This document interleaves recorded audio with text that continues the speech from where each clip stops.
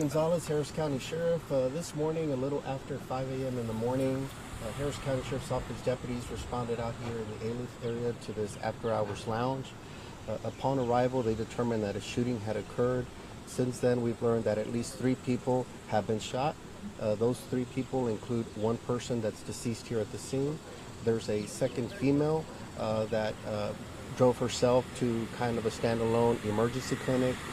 We're told that was possibly from a bullet strike to her leg as she was trying to run from the gunfire. I'm told that she's in good condition and has already been released from the clinic. And the third person is another male that was transferred to a hospital, and we're told that he sustained multiple gunshot wounds and is in critical condition. All this is still preliminary, but it appears that everything stemmed from a minor fender bender that occurred here in the parking lot as people were starting to let out at 5 a.m. or so. That led to some type of verbal and possibly physical altercation as people were coming out, others joined the fray. People produced pistols, and that's the information that we have right now. One of the males that was shot, possibly the one at the hospital, we believe may have been shot by one of the security guards that was here at location. So that's obviously part of our investigation as well. All of this is still preliminary. Obviously, a lot of people had fled by the time we arrived. So we're asking that if anybody has any information, to please contact us at 713-274-9100 or to call Crime Stoppers as well. And just want to continue to warn our community members to not frequent these after-hours clubs. They're hubs for a lot of criminal activity. We see all kinds of things from prostitution to drugs to disturbances and obviously shootings. Just at this location, I'm told that approximately 4 years ago, there was another shooting that occurred. I know HPD just a couple of days ago along the Gulf Freeway responded to an after-hours club where at least 2 people were shot there.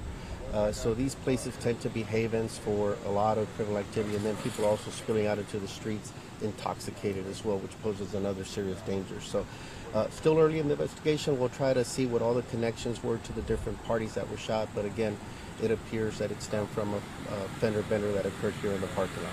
And it started as that fender bender, and this tension's raising up.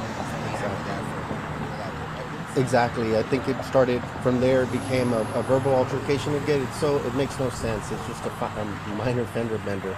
No one was seriously hurt from it or whatever. But again, most likely people may be on drugs or may have already been drinking. We're talking 5 a.m. and people are still at a club. So it just, things escalated quickly. People produced weapons, and this is a result. 3 people shot as a result of this disturbance that happened out here. Why was this club still open after 2 a.m.? That's what we always want to know, and unfortunately we have many of these locations all throughout the greater Houston, Harris County area, and they pop up routinely. Sometimes they're shut down, and then they reopen up again. And so that's the way they operate. They operate in the dark of the night, typically open up after 2 a.m. when the other licensed establishments have closed down. And then, like I said many times, it's a haven just for additional drugs and alcohol consumption that are going on in these places. So I don't have any details of what was happening here tonight in this place, but we know it's been open in the past. And so that's what we have right now. Do we believe this is multiple people started shooting out at each other when this all unfolded, or do you think it's just 1 or 2 people? We're thinking it's probably at least 2, because again, we believe one male may have shot the person that's confirmed deceased here at the location, and it's possible that one of the armed security guards out here acted quickly, was able to neutralize the shooter and shot him, and who knows if more people would have been shot. And so that's the information we have right now. But we believe at least 2 shooters. There could have been more. And again, that's why we ask the public to reappear and to come or give us information. Even if they could want to remain anonymous, they can do that. Do we believe either the deceased or the one at the hospital critical, whether either one of them the ones who kind of started all of this? We don't know their direct connection. We don't believe they were directly involved in that minor fender bender, but they probably knew the 2 parties involved in that.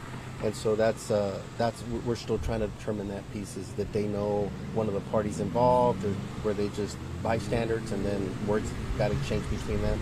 That part we don't know. And again, that's where we depend on our community to give us those pieces of information. There were a lot of people out here when it happened, so somebody knows or heard something that happened, and we asked them to do the right thing and give us a call so that at the end of the day we could give information to the family of the deceased person. I don't know their current licensing status or what type of license occurs at these, but typically they're not licensed to operate many times, and definitely not licensed to sell alcohol past those hours. But that's what we kind of have. So we'll have to see what the reality was in this particular situation right now. But just from experience with other after-hours clubs, that's what we tend to see is that many are unlicensed and are selling alcohol, and also a lot of drug activity happens as well. So has any investigator been inside the club? I don't know if we've been able to make it into the club itself. We're conducting a lot of the scene investigation. The location itself is secured right now, so we'll let the investigators determine kind of what happened after that. This particular incident appears to have occurred in the parking lot, so we'll have to see that connection to the club, but it was the patrons that were spilling out that were involved in this. And the security guard who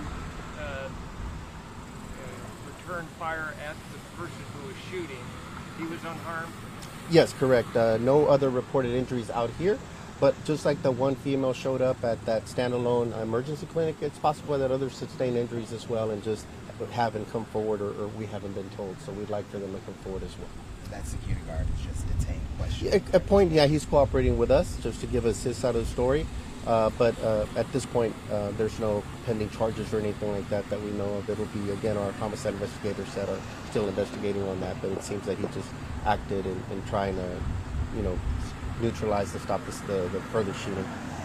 The security guard, do you know if he's employed by the strip center or by the club? Yeah, I don't know I don't know any of his status or who he's employed by or anything like that at this point. And so the person that the security guard shot, are you quite certain that he shot at least one of the individuals who was shooting?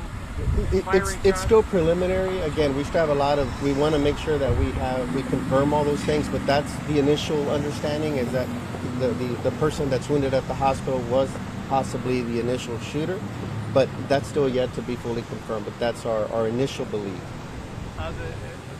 So there's a potential second shooter who you have not identified and apparently not at the scene? Not at this point. We don't know who may have shot the female, but it could have been from the gunfire that had occurred. But at this point, we know that an armed security guard fired shots, and we know that the possible suspect that's hospitalized right now, that he also is, again, one of the suspected shooters. I don't know about any other shooters at this point. So at this point, the two shooters you believe to have been involved in this, the security guard and the person who is wounded at the hospital, of being correct, shot by the security guard after initiating gunfire. Yes, that's the preliminary information we have right now. Okay, there's no additional potential patron who is shooting that we know of. Yeah. Not at this time. All right. Thank you again. Yeah, thank you again.